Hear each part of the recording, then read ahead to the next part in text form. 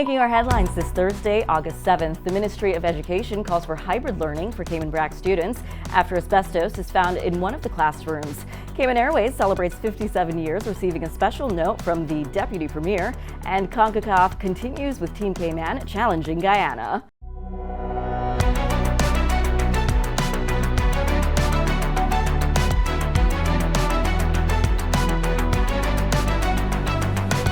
Good evening, I'm Elizabeth Charles for CIG TV News, bringing you the facts straight from the source. Students in Cayman Brac will start their school year in hybrid learning after asbestos was discovered at the Cayman East Scott Senior High School. The Ministry of Education and Training announced this morning that the toxic building material was found during a June inspection in the roof and tile work of one classroom.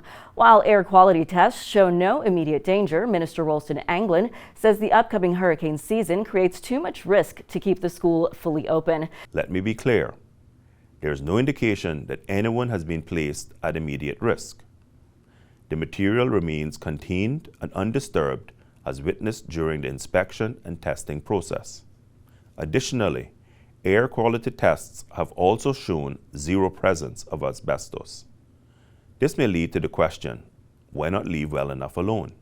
I believe I have a duty to take immediate action, as there could be events like a hurricane or earth tremors which could cause the asbestos to be disturbed and released.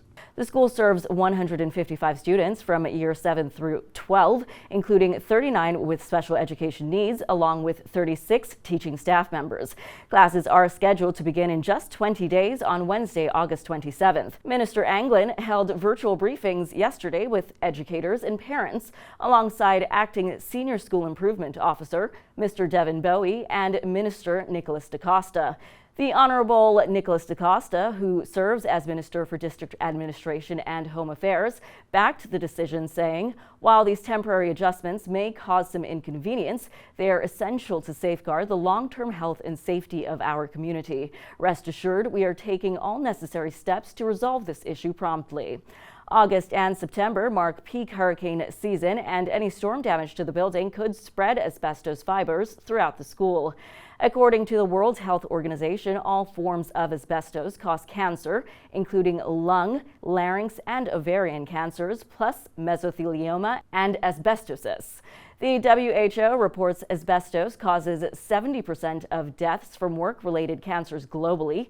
The UK banned all forms of asbestos in 1999, recognizing it as the greatest cause of work-related deaths in Britain.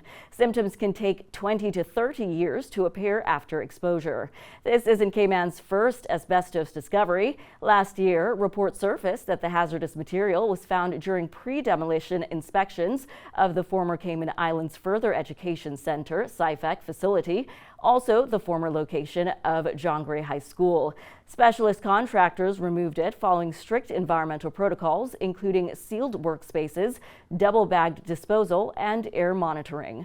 The Cayman East Scott Senior High School opened in 1967 when asbestos was still widely used in construction for insulation and fireproofing.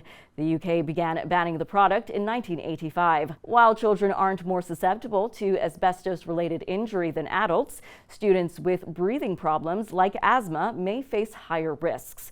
The U.S. Consumer Product Safety Commission notes that asbestos in good condition, however, poses no danger unless fibers become airborne and are inhaled.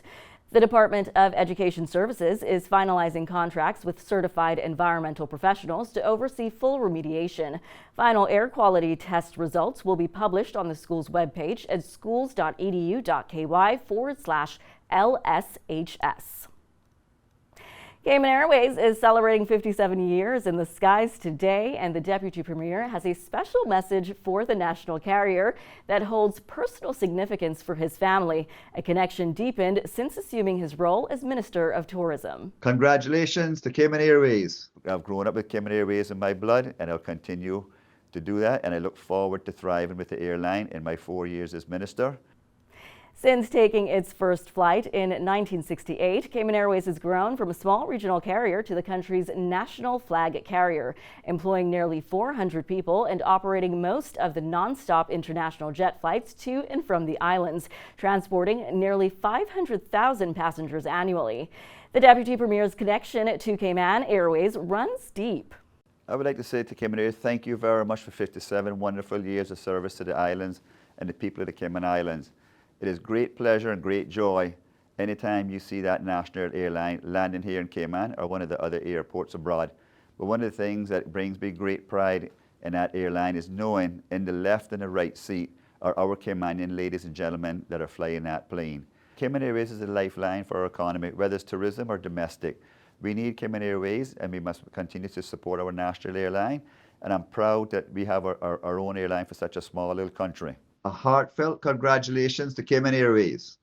His mother, Celia Ruddy, served as an executive secretary for Cayman Airways. She typed the entire 154-page application to the U.S. Civil Aeronautics Board in the early 70s on a second-hand manual typewriter. That successful application allowed Cayman Airways to operate its own flights between Cayman and Miami for the very first time. Well, Celia Ruddy brought a pioneering spirit to tourism when the industry was still in its infancy, helping build Cayman's reputation. And so it seems, with her son, the apple doesn't fall too far from the tree.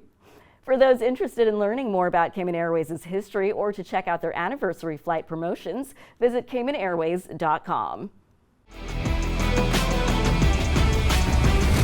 The Cayman Islands under-15 boys football team's tournament dreams ended in Aruba today, falling 3-1 to Guyana after playing most of the match with just 9 players. Levi Jackson gave Cayman the perfect start, scoring in the 9th minute at the 2025 CONCACAF Boys Under-15 Championship. But 2 red cards, one at halftime and another early in the second half, left the team fighting an uphill battle. Coach Claudio Garcia praised his team's resilience despite the adversity, with what Radio Cayman Sports Extra called discipline and composure, even when outnumbered. The loss means Cayman won't advance to the knockout rounds in Aruba. Full match highlights are available on CONCACAF's YouTube channel, where you can see all 4 goals and both controversial red card decisions. Time now for our weather forecast. Today, partly sunny to partly cloudy skies, becoming a little bit more cloudy at times with isolated thunder showers and a 40% chance of showers as well. Temperatures rising to around the low 90 degrees Fahrenheit with a heat index near 106. Winds east to northeast at 5 to 10 knots, seas slight with wave heights of 1 to 3 feet. Later in the evening, partly cloudy skies continuing, but that chance of showers is decreasing to 20%. Temperatures will fall to the low 80s Fahrenheit. Winds remain east to northeast at 5 to 10 knots. Seas continuing to be slight with wave heights of 1 to 3 feet. Tomorrow, again, partly cloudy skies with a 40% chance of showers. A similar outlook for the rest of the week, straight through to a Saturday afternoon. For local weather updates, be sure to visit the Cayman Islands National Weather Service's website, weather.gov.ky, and follow their Facebook page for the most reliable coverage. Now, if you're watching us on the CIG YouTube channel, don't forget to like, share, and subscribe if you want to stay informed with the facts that you can only get straight from the source. That's all for tonight's news brief. I'm Elizabeth Charles for CIG TV News. Have a great evening.